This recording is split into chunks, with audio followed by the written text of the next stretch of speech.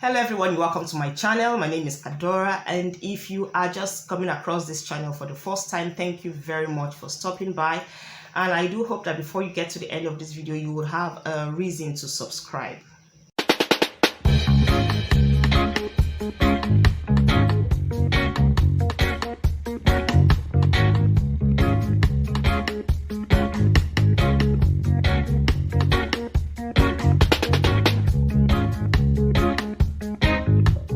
Okay, so today my message is for people who are still back home in their home countries, anywhere in Africa, anywhere in Asia, wherever you are, but you are in your birth country, but you have the intention to relocate abroad, be it Europe, America, Canada, wherever you have the intention to move somewhere else in search of greener pastures or whatever your intention is.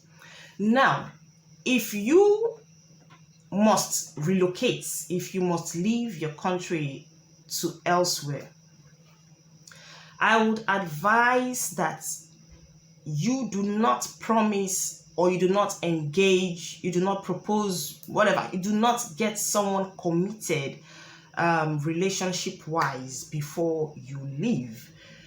Because now it has come to my knowledge that a lot of people actually think that once they step into any foreign country, they just automatically, sort everything out. Everything starts working immediately. They just come in, they get their papers, they start working, they start making money, everything just starts flowing easily like that. Now, where am I going to? If you intend to travel out to hustle, it will be advisable not to promise anybody back home marriage. Now, I'm talking in particular to those who are not yet married. If you're not married, you're a man, you're a woman, and you're in a relationship, or you intend to go into a relationship back home, I would advise you do not give that person any hopes yet. I would advise you do not actually get the person so committed. When I mean so committed, don't give the person the impression that you want to travel abroad for a while and then you will come back for him or her to get married to them, or you will send for them. Don't raise their hopes so much, because in the first place, if you are traveling anywhere in the world and you are going either as a student, or you are going as someone who won the visa lottery, or you are going as someone who has gotten a work visa, or you are actually going as someone who is intending to go and start a business in the country, and you have a business visa to relocate to that country for that intention. If you do not fall into any of these categories, and you're just going to a strange country just to hustle, you're going to a country you've never been before, or you don't even have a ground, you don't have your resident permits already waiting for you, you are planning to go in there and start working towards your paper, your documents, your residence permits. If you are of this group, you better not promise anybody marriage back home. Now, this goes both ways, both men and women. Why am I saying this? Because a lot of people have actually made this huge mistake. They get someone involved in a relationship back home. Then they tell the person, okay, let me just run. Let me just rush to UK. Just got my visa. Let me just rush to UK. In the next 6 months, 1 month, in the next 1 year, everything will be sorted. I will have my, get what I'm looking for. Then I will come over. I will marry you. Or let me just run down there. Just give me at most 2 years. 2 years, I'm done. Then, I will send for you, or I'll come back and marry you. Things of that nature.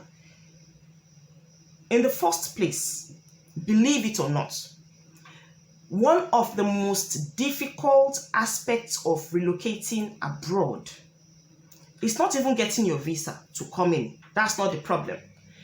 It's not even settling down initially that might be the problem, but it is getting the legal document to remain in the country. It is getting your document, your visa, your paper, the document, the main, what makes you actually free. That's what makes your life worth living in the country. Honestly, I must tell you, living abroad without the right documents is no joke. It is not funny, especially a country like United Kingdom. If you don't have your legal right to reside in the country, you are not allowed to rent a house. You are not allowed to open a bank account.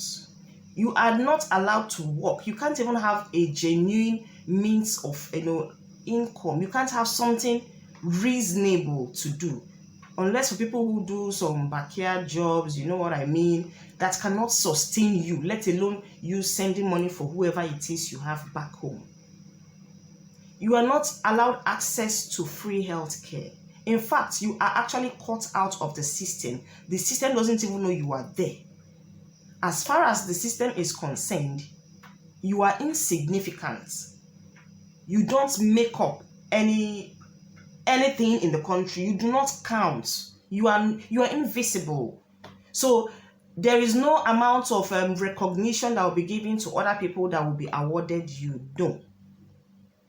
There is no amount of opportunities that will be given to other people, other legal residents that will be stretched out to you. No. You hustle on your own for everything, which is not easy. I must tell you, it is not easy when you reside in a country without papers. Now, many years back ago, there was this guy that came in from Nigeria. Before he came in, he was dating a lady. And they both had a child. They had a son back home.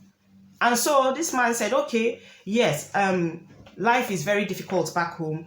Two of us cannot just be here and be struggling and we're suffering. Let me just, go abroad, work, then I will send for you or I'll come and marry you, something of that nature. And he left. He came to the UK.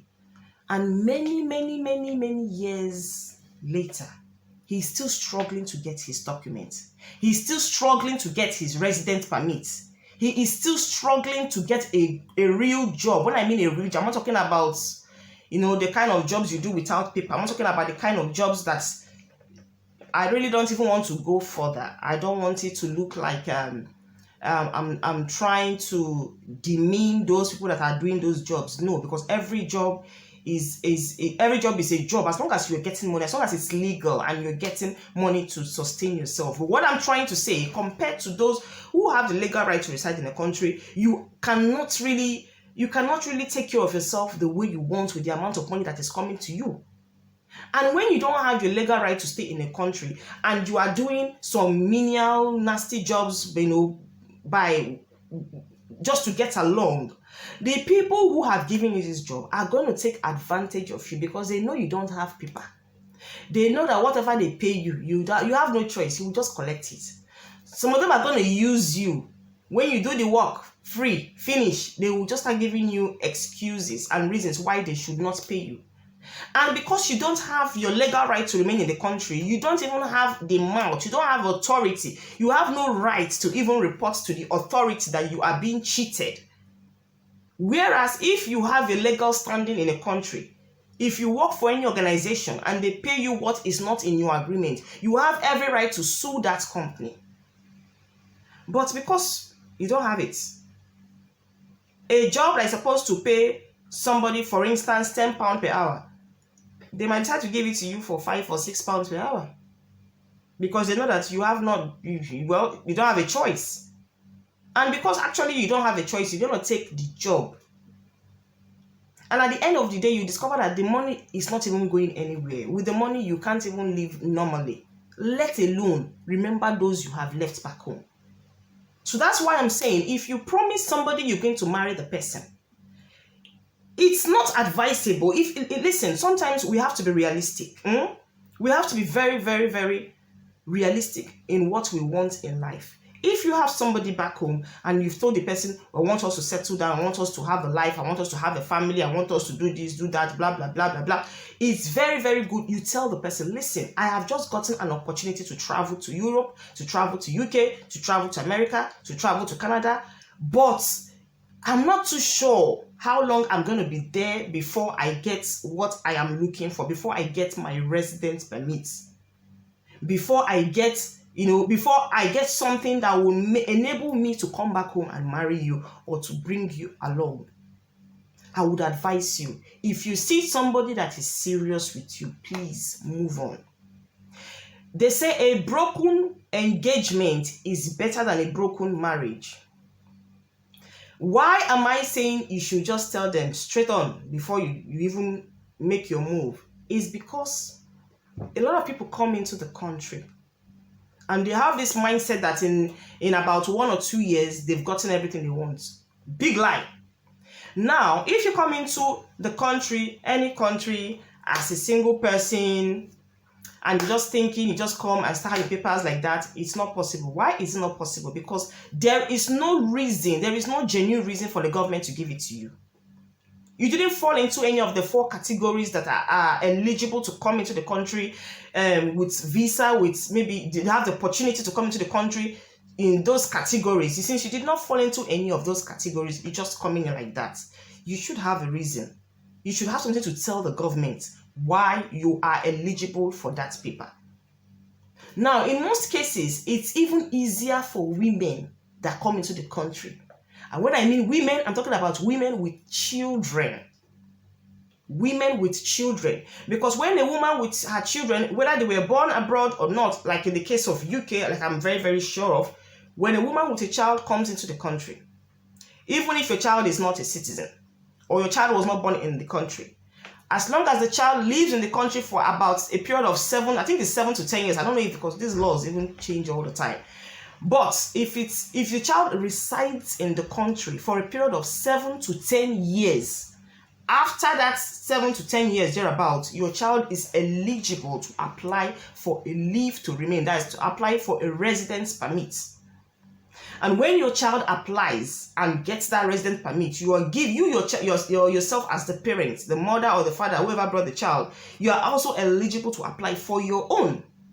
But whereby there is no child involved, it is completely difficult to get a residence permit, to get your papers, to get your document, whatever it is there, because this thing has different terms everywhere.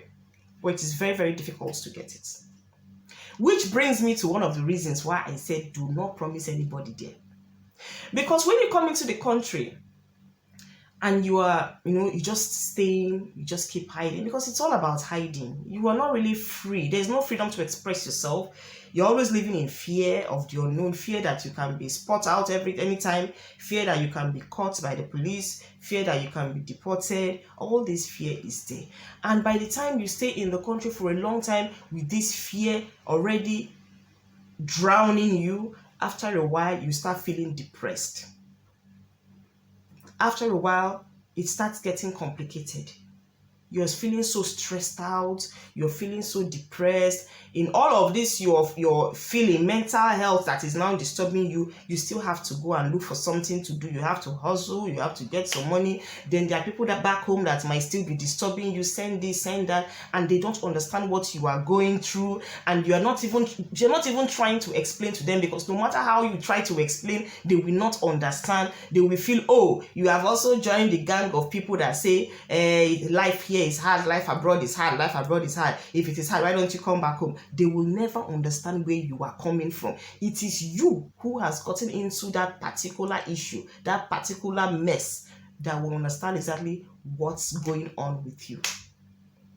And so now this comes in when you now have somebody you have promised there. The person might not understand too. The person might not understand. In some cases, they will think you have actually dumped them back home to marry someone else. Imagine somebody you've left back home for like 3, 4, 5, 6 years. And if you say, wow, 6 years, a lot of people stay in different countries for as long as 10 years, 15 years, no paper, no documents.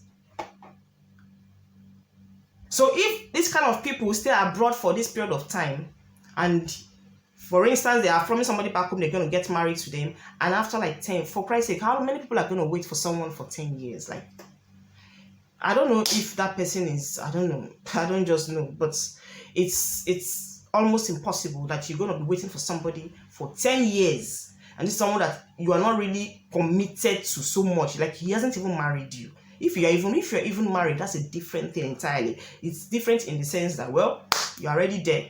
You cannot unmarry the person. There's nothing you can do. The deed has been done. You just have to wait until whenever the person comes. But imagine someone that has not married you. He just proposed, and then you are there waiting, wearing a ring for 10 years. Before you know it, the ring will start rotting in your hand. You're waiting for the person. And the funny part of it is that you don't even know how long you're going to wait. Now, the other side of this is that even apart from the waiting, the person you have left back home, the anger that is building up in him or her, the person feels used and dumped. The person feels disappointed. A lot of feelings, mixed feelings starts coming in within the person's heart. The person feels, oh, maybe you are there, you are abroad, you are enjoying. Because listen to me, no matter what you explain to the person that you're going through, the person will never understand. But what I'm trying to say is that trying to get this legal document abroad is not easy. Now, if you, the man or the woman back home, you are waiting for your partner who is abroad to succeed, get those things they want and come and get you. If you are thinking, if you are feeling so bad, if you're feeling used and dumped, if you're feeling disappointed and all that, it's normal. We are humans. We have the right to feel that way. But I just want to let you understand that in some cases, it's not their fault. A lot of people live abroad, and after a while, you discover that you're not even hearing from them again. You've lost communication with them. They no longer call you. And even when you call them, they no longer pick. Sometimes it's not because they just feel like ignoring you. Sometimes it's the shame. They don't know what to tell you. They don't know how to explain again that look at what they're going through. It's taking too long. It's taking ages for them to do this. They are struggling. They are going through a lot of stress. They don't know how to communicate this with you. So sometimes they decide to just ignore you. On the other hand, some people, after a long period of waiting, of going through these immigrations, because immigration stress is one of the, I don't know, immigration stress is one of the fastest means of depression abroad. When you are trying to get your legal right to remain, it's crazy, it's stressful. So a lot of people, after going through this whole stress of getting their papers or trying to get it, and maybe they're trying to get it, it's not working and all of that, they get mentally stressed out. A lot of people get depressed. It will surprise you to know the number of people that are in the mental institutions. I'm not talking about I'm talking about mental homes where they're trying to get help and support to bring them back to normal, to calm them down, to give them the support they need to combat the mental stress they are going through. Yours could be among them. Maybe that's why he or she has not been able to call, because they're not in their right state of mind at the moment. It will also surprise you to know the amount of people who are in jail. Some people might have found themselves in one or two criminal activities and they ended up in jail. And they cannot communicate with you back home. And you are there busy thinking that, he proposed to me, he dumped me, he went abroad. You don't know the person is in jail. You know the man is in jail. It could even be a woman. Women go to jail abroad. You don't know the woman is in jail. So they cannot communicate with you.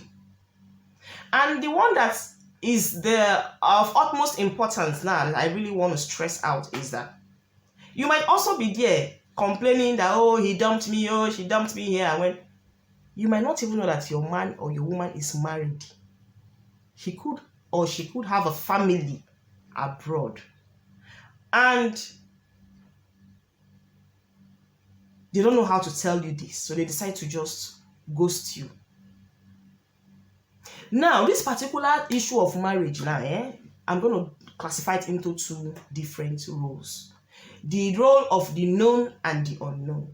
For the known, these are the category of people. For instance, maybe you have a wife back home or you have a husband back home, and your partner here is struggling so much to get the document, and they're struggling, they're not getting it, and at the end of the day, you both agree, two of you agree that okay, go ahead and put somebody in the family way, so that from there you get your paper. Then when you get it, you come and carry yours. That one is the known case. Two of you agreed. So in that situation, I would say, as long as you are both